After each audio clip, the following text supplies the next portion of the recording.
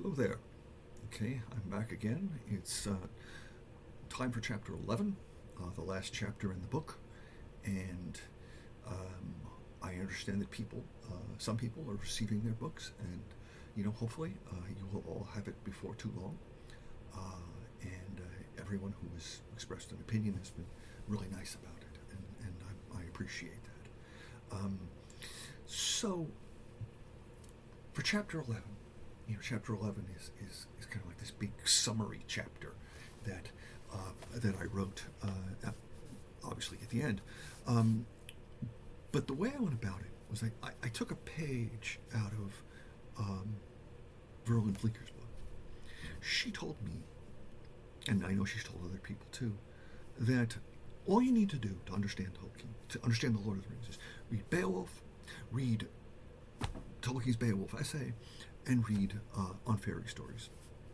So when I got to the end of chapter 10, and I was going to start my conclusion, I sat down and I spent a month in which I read nothing but the Beowulf essay. I read it like every day, over and over and over again, for a month, and then I read on fairy stories for the next month, over and over and over again, and it gave me a much better understanding of everything, I think, and so I cannot recommend such a thing to you highly enough. Just read those things, because they really tell you a lot, and especially if you read them right after you've finished The Lord of the Rings and you read them in depth, because Tolkien can sometimes be a little hard to follow his arguments, because he's got so much stuff going on in his head, it doesn't all make it to the paper. Anyway, so some of the stuff I say in the final chapter would have been probably very different if I hadn't done that. I think it really gave me great insight into what Tolkien's up to, or what it turns out Tolkien was up to, not necessarily what he intended it to be in the beginning, because of course, as Plato tells us, authors, only they know what they mean to put in, but as far as knowing what's actually in there, they don't really know. So, and Tolkien too says as much when he says that he found, upon rereading it and answering criticisms of the book, that he learned things and saw things that he hadn't intentionally put in. Like the importance of death. He didn't set out to write a book that was, that was like that had death as such a major theme, but nevertheless, he did. So, we'll start off with the summary of chapter 11 that is in my introduction, and then we'll move on to chapter 11. In chapter 11, other works: Beowulf, The Monsters and the Critics, On Fairy Stories, The Tale of Aragorn and Arwen, The Atrebeth Finrod a Andreth, deepen our understanding of the prevalent themes observed in The Lord of the Rings, and how they come to bind together the whole of Tolkien's mythology. For the power used to dominate other beings and other things, exemplified by the Rings of Power, challenges the parameters of Arda set by Eru Ilúvatar for his children. It is the doom of men that they must live, die, and leave the world, and the doom of the elves that they must live on, fading in a fading world until all that remains is memory, and the world itself ends. With power such as the ring offers, men gain not immortality, but undeath, and elves do not heal or preserve Arda, but embalm it.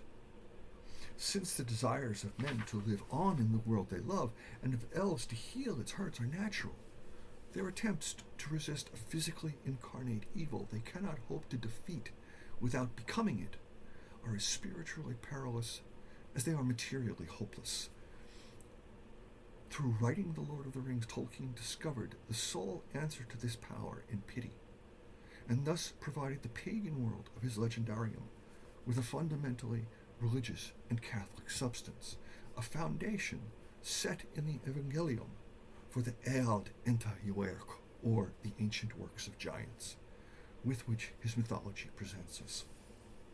Pity establishes a continuum of sorrow and beauty that extends from the music of the Ainur before time began, through the eucatastrophe of Mount Doom, to the entry of Iluvatar into his creation to recreate and heal it, as prophesied by Finrod in the Athrabeth. So that's that. Now we'll move to chapter 11 of my book, and as opposed to somebody else's book. And the chapter 11 is called Pity and Power in Time. And the section that I'm going to read to you from today is the final section, which has the ominous title of The Pity of Arwen and the Doom of Elves and Men. Okay. So, let's see.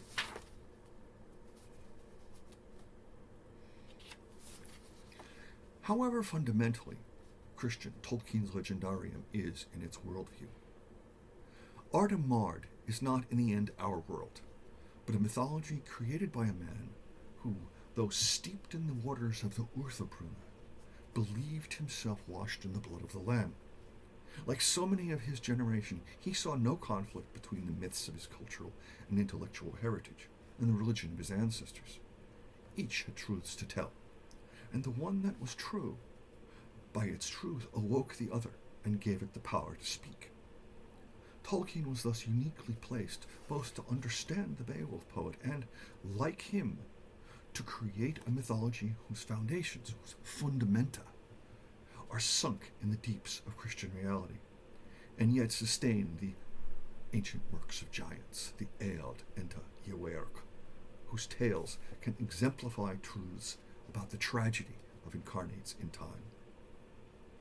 It is thus ironic that Tolkien, who could understand the Beowulf poet because he too had a foot in each world and could build on that understanding in his own work, should find his work so misunderstood in this regard, as scholars and fans alike often argue over whether his world is pagan or Christian.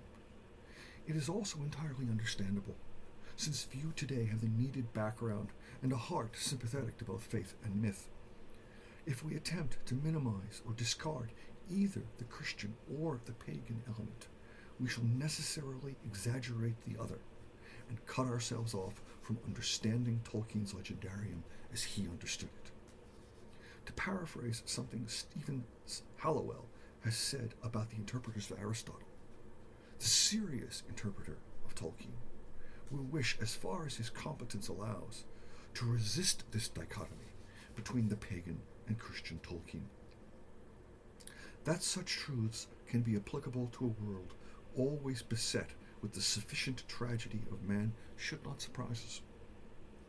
However, nor that they would have a special resonance. Let me start that paragraph again. That such truths can be applicable to a world always beset with the sufficient tragedy of man should not surprise us, however. Nor that they would have a special resonance with the years of near-apocalyptic warfare during which Tolkien, who knew too well the unnumbered tears of the battlefields of his youth, composed the heart of the Lord of the Rings. Of course, a work with death and immortality and power used for domination as its themes speaks to, and in fact can only be in dialogue with, as a primary world that bodies forth those same themes so bloodily and so well. This is what myth does. Whether it is Sophocles writing of Oedipus in the early years of the Peloponnesian War, or Tolkien writing of Frodo during the Second World War, the myth presented in a dramatic form, in a dramatic or narrative form, that ends in tragedy or eucatastrophe, weighs the themes imagined in the secondary world against those experienced in the primary world. And the tragic is as present in Middle-earth as the eucatastrophic. And that's that for now. Thanks those of you who've taken this journey with me, and thanks those of you who have bought or will buy the book. If we ever run across each other, I'll be glad to talk to you, further about it, or want me to sign your book, I'll sign your book. I'm perfectly happy to do something like that. Something I never thought I would ever be asked to do in my life, which I've been asked to do recently. And it's kind of fun. So I will leave you with that, and I wish you all the joy of the season. Whether today is the 7th, Hanukkah begins tonight, so I wish anyone who celebrates Hanukkah a happy Hanukkah. I wish everyone who celebrates Christmas a Merry Christmas. And if you don't celebrate any of those things, I hope you enjoy December and its weather and everything else that goes with it. Everybody have a good time. Take care.